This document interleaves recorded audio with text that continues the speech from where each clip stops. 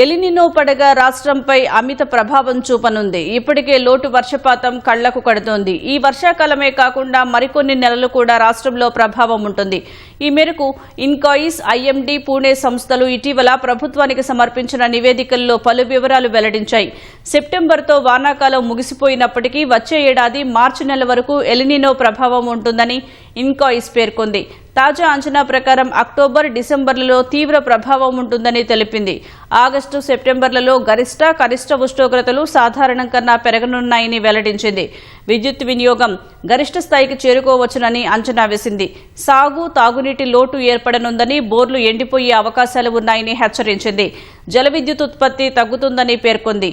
పంటల దిగుబడిపై ప్రతికూల ప్రభావంతో రైతులకు ఆర్థికంగా నష్టం వాటిల్లుతుందని, రైతు కూలీల ఆదాయమూ తగ్గుతుందని ఇన్కాయిస్ వెల్లడించింది. చేపలు, రొయ్యల రంగాలపై ఆధారపడే వర్గాల ఆదాయం తగ్గుతుందని అంచనా వేసింది.